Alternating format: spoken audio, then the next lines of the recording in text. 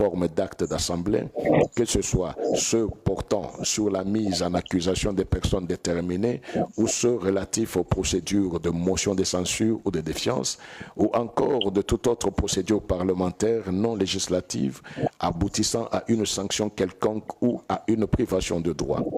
Ainsi, saisi pour apprécier la conformité à la Constitution du règlement intérieur de la dite Assemblée provinciale, la Cour avait considéré que les dispositions comme celle de son article 192 relative à la mise en accusation des membres du gouvernement provincial doivent être entendues dans le sens que les membres du dit gouvernement ne peuvent être mis en cause individuellement ou collectivement que dans le respect de droits de la défense garantis par les articles 19 alinéa 3 et 61.5 de la Constitution. La Cour rappelle à cet effet sa jurisprudence constante, notamment les arrêts sous R-Const 1240 et R-Const 1611, dans laquelle elle a jugé inconstitutionnelle la résolution portant mise en accusation d'un gouverneur par une assemblée provinciale sans l'avoir invité pour être entendu sur les faits lui reprochés. Dès lors, pour elle, la plénière de l'Assemblée provinciale susvisée étant le seul organe chargé de décider de la mise en accusation des membres du gouvernement provincial et en vertu de l'article 192 pré-évoqué,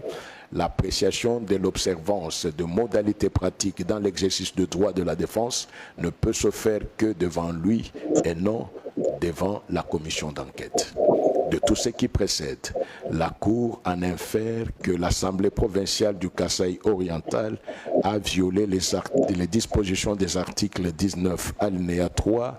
et 61.5 de la Constitution. En conséquence, elle déclarera inconstitutionnelles les résolutions numéro 04-APK.org/SO/M/2025 et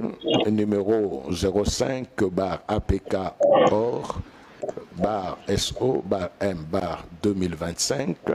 adopté par la dite Assemblée en date du 13 mai 2025, portant respectivement poursuites judiciaires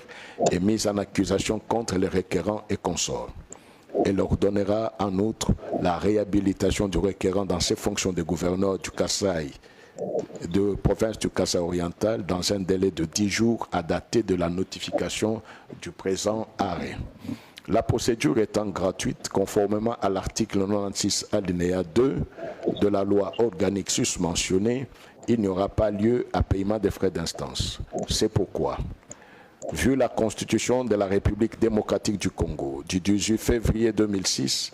telle que modifiée à ce jour, spécialement en ses articles 19 alinéa 3, 61.5, 149 alinéa 2, 150 alinéa 1er, 160 alinéa 1er et 162 alinéa 2.